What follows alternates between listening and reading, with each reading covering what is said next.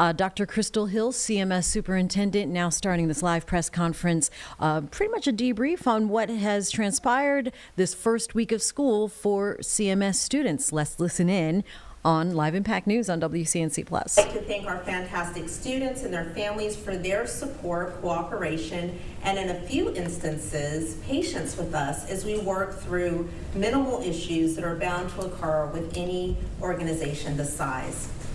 Our students entered our campuses and our classrooms that were prepared, they were pristine, they were warm and inviting. They were greeted by bus drivers and school staff with smiling faces who were eager to answer questions and invite them to beautiful schools. Our phenomenal teachers are ready to start with our students on day one with engaging activities and instruction and information about classroom norms and expectations, which of course set the tone for an amazing school year. To share more with you about this week's academic pursuits, it is my pleasure to introduce Deputy Superintendent Dr. Melissa Balknight. Good morning. And congratulations, team. Our first week of school is almost officially in the books. It's been a great week. This week has been filled with energy, connection, and new beginnings. Across our classrooms, we have seen students settling into routines, diving into their learning, and beginning to form relationships that will carry them through a successful year. Behind every smiling face and every small victory is the dedication of our teachers, our leaders, and staff who made this first week not only possible, but powerful. Our commitment to academics has been clear from day one. I've seen evidence of rigorous instruction, high expectations, and meaningful engagement happening across our schools. Students are already showing us that they are ready to rise to the challenge. I also want to celebrate how well our students have responded to expectations around personal technology devices. By keeping their devices put away during instructional time, students have created classrooms full of focus and collaboration. That choice matters. It protects the learning environment and ensures that every student can make the most of their time in class. This week, I've been inspired by the incredible work happening in our schools. Just to name a few highlights, at Starmount Academy, teachers have collaborated thoughtfully to design engaging and purposeful lessons for the upcoming school year, as evidenced in this week. Their intentional planning approach ensures that every core grade level instruction experience will be delivered with excellence to benefit all students. Students at Sedgefield Middle School kicked off the year strong by exploring their future aspirations and connecting their goals directly to their instructional objectives for the year. To continue on our workforce readiness, at J.T. Williams, 90 pounds of honey was harvested over the summer. Already in week one, staff unveiled the plan for students to begin learning the process of making soap, lip balm, and lotion with nearly all the honey harvested. They've used it. These products will be available for sale at our local farmers market. Stay tuned for more information in the coming season. We encourage you to come out and support the students. These moments remind us that our schools are more than buildings. They are communities built on care, creativity, and possibility. I also want to thank our community for the support they have shown this week. We have had partners in our schools to welcome back students and staff. Classroom Central brought the fun and the school supplies to Hidden Valley Elementary School, treating teachers and students to an unforgettable day. Over at Briarwood Academy, Sir Purr and the Carolina Topcats cheerleaders turned up the excitement and welcomed our students with backpacks and lots of fun. As we wrap up this first week, let's carry forward the momentum we built. Each week is a new opportunity to grow, to learn, and to make a difference. If this week is any indication, this is going to be a remarkable year for our students. At this time, I would like to introduce Chief Operations Officer, Mr. Tim Ivey. Thank you, Dr. Balknight. The first week of school has been a strong start to the 25-26 school year, and I want to extend my gratitude to our entire operations team for their dedication and effort. Each day, countless actions take place behind the scenes to ensure that students and staff arrive safely, are welcome into our schools, and have what they need to succeed. Your work does not go unnoticed. First is school safety. As you know, the safety of our students and staff is and will remain our top priority. During the first week, we introduced our new standard response protocol, I Love You Guys, to our students. This new addition to our layered approach to safety provides clear, consistent actions and language that schools use in an event of an emergency. I want to remind everyone that CMS will not tolerate behaviors from students, staff, or community members that compromise the safety of others. We are committed to ensuring that every student has the right to learn and every staff member the right to work in a safe and secure environment. Remember, safety is a shared responsibility. It requires partnerships of law enforcement, school staff, parents, students, and community. It is our duty to say something if we see or know something. Next, our school nutrition team began the year serving more than 25,000 free breakfasts and approximately 60,000 lunches each day. This year, 115 schools are participating in the community eligibility provision, allowing all students at those schools to receive free breakfast and lunch. Free breakfast is also available to every student across CMS, and we encourage families in non-CEP schools to complete the free and reduced lunch application form. In transportation, with more than 105,000 riders and 858 buses, the first few days brought some typical transportation challenges. Our team worked diligently to address these concerns and saw significant improvements each day. Morning on-time arrival times improved from 79.5% at the start of the week to 93% as of yesterday morning. That's a 13.5% improvement. While afternoon on-time arrivals improved from 72.5% to 88.5% with a 16% improvement. We will continue to see this type of improvement as we move into week 2 of school, and we appreciate everyone's patience and understanding as we hone in our transportation processes. Families are encouraged to download the Here Comes the Bus app and use Alpha Route via cmsk12.org/buses. And as a final reminder on transportation, it is both illegal and extremely dangerous to pass a stopped school bus while its stop arm is extended. In operations, our building services team has done an amazing job this week resolving issues quickly, and I'm happy to report that we have had no major facility issues. Thank you to this team for helping maintain comfortable learning environments that foster endless possibilities for our students and staff. In closing, overall, this has been an excellent operational start to the school year. The professionalism and commitment shown by every member of our operations team has set a strong foundation for the 25-26 school year. I will now introduce Nancy Brightwell, Chief Recruitment, Retention, and Talent Development Officer. Thank you, Mr. Ivey. Good morning. This week, CMS teachers set the tone for excellence by welcoming students with energy, preparation, and heart. Their dedication and countless hours of unwavering commitment sends the strong message for a successful school year, and that has not gone unnoticed. We celebrate their incredible start and the impact that they're already making with our students. As we are starting the 25-26 school year, it's important to note that we have our lowest teacher vacancies in recent years. We started the first day with 67 less teacher vacancies than last year and 307 less than the year before. This marks a significant reduction in vacancies over the past 3 years.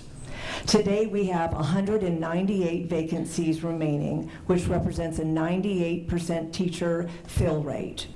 Not only are teacher positions filled, we're proudly welcoming 663 new teachers into our district. They participated in the Crown Academy, which is a premier teacher onboarding experience that sets CMS apart from surrounding counties. This onboarding experience enables our teachers to receive support and preparation for a strong start on day one, allowing them to welcome students and families into a wonderful and welcoming learning environment. We look forward to a great school year with continued support systems for our teachers, including instructional coaching and mentoring, professional development opportunities throughout the year. In fact, all teachers were engaged in professional development focused on academic excellence during the beginning of the year work days. Our CMS teachers uniquely also have housing resources available to support them through our At Home and CMS initiative. That concludes my remarks, and I'll turn it over to Dr. Hill for closing remarks. Thank you so much, Chief Brightwell. As I mentioned earlier, it's been a great first week of school, and we could not have been without the commitment of all of our staff, students, families, and community. A quick reminder to all of our families, if you still have any questions about the new year or need assistance setting up your profile in Infinite Campus or Parent Square, please visit our back to school website at www.cmsk12.org/back to school for easy to follow instructions. Both Parent Square are listed amongst our top 10 things to know on the back to school website. Thank you so much for joining us this morning and for your support throughout this back to school season. We will take this opportunity to answer any questions that you may have, and at this time we will turn it over to Susan Vernon-Devlin, who is our Executive Director of Media Relations and Crisis Communications. Okay. James? Yeah, just any update on the process of signing families up for Infinite Campus? I know we got some numbers earlier in the week. Can you talk as to where that is at now? We are using a new platform, so we have had some, as Dr. Hill has said, parents have had some questions, but we have had staff working throughout the weekend, late at night, to make sure that our students are getting registered and enrolled, and so that they can start immediately, and so our numbers are in a good place. Terry? Yes. Dr. Hill? Oh, yes. Good morning, everyone. Dr. Hill, it's been a great start to the school year, but what are some of the challenges that you are still facing as we embark upon this new year? Thank you for that. Good to see you. The start of every year has challenges. One of the things that I was saying actually on the ride over here, and I was thinking about last year's first week of school and this year's first week of school. Last year went extremely well, but we did not have a lot of new. This year, we have a lot of new that's happened. So as mentioned, we've had the combination of Dorothy J. Vaughan Academy of Technology and Parkside. That was a combination site, which of course requires rerouting and busing and all of that. Our arts programs, Northwest School of the Arts, of course, we split that up to a separate elementary, middle, and high. So essentially, those schools become new schools with new routes. So working through all of that is always a challenge. And then, of course, we have our new student information system, which is a great platform. And we learned a lot from districts that were early adopters, but we still are experiencing glitches. Whenever there's something new, you realize, oh my goodness, we didn't know that this didn't connect to this. For some weird reason, technology reason, these two things didn't speak to each other. So there's this little pocket of kids that for some reason didn't get routed on the bus or didn't get assigned to the correct school. So there are those type of glitches that we're experiencing that of course create a challenge. And then I think the other thing to go on top of that, it would be different if those things happen in a bubble without the normal activities of school. So you compound all of those things with the normal activities. We're still enrolling brand new students to the district, so that just creates some complexities. But as I mentioned earlier, and I'll continue to mention, we have outstanding staff members, great family and community, and so we've just received an outpouring of support. And this team, I just cannot speak enough to how much they have worked and worked and worked. And I know I'm going on and on and on, but I just can't say enough. One thing I think that is unique, that I think it's an area that we have really grown in, and that's working together as a team. So what I mean by that is it might be a technology issue, but the technology team is working very closely with the enrollment team and working very closely with transportation. Like, it's white glove treatment, as we like to say, the Crown experience, to make sure that it doesn't matter where the ball was dropped or where the glitch was, we're all coming together to make sure that we deliver for our families. Thank you. Anybody got questions? Mary, anything? Charlton?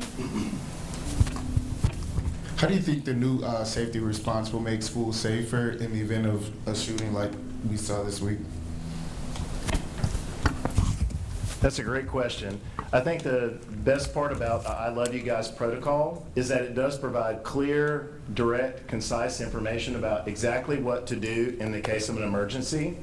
And so what we had seen in the past was we used a different level of lockdown. Like we used the term lockdown for different types of emergencies. And so what we were seeing was students may get confused, and a parent or substitute on the campus or anybody there may not understand the level of severity with each of those. With I Love You Guys, it breaks it down. So it gives us the ability to go into a protocol called secure if we have external things happening in the community, as opposed to having to use that term lockdown. Thus, in the case that we do have a lockdown, we know that this is a serious event happening on campus, and it needs to be responded to in a particular way. So it gives us that ability to be able to do that. We also announce our drills now, and it allows our students and staff to become more more used to practicing through those in a processed way than just having an unannounced drill and not knowing if it's a reality or if it's a drill. So I think that's going to help us essentially with communication with families and with students with the new safety protocol. Anything, Eli? Eli? Kind of piggybacking off of the SRP, has that been able to be used in a real life situation yet this year? And if so, how effective was it? Yes, we did have 3 schools that went into secure this week due to external situations that were happening outside. And so we've actually had that protocol put into place. Staff acted immediately, followed the directions to the T. We saw that protocol work exceptionally well.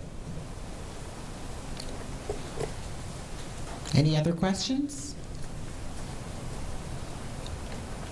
Going once? Going twice? Okay. Well, since there are no more questions, we would like to make you aware that we'll be sending out a media advisory today for our data release, which will be happening next Wednesday, September 3rd at 1:30 p.m. in the afternoon at University Creative Arts Elementary School. Please, when you see it, please respond in kind if you intend to be there. This is very important information. I'm sure Dr. Hill would like to embellish what I'm saying because she's very excited about what's going to happen. Make sure you get there. You may not get a seat. Thank you all for coming. Have a great day. All right, seems like a lively press conference there from CMS leaders talking about the first week of school.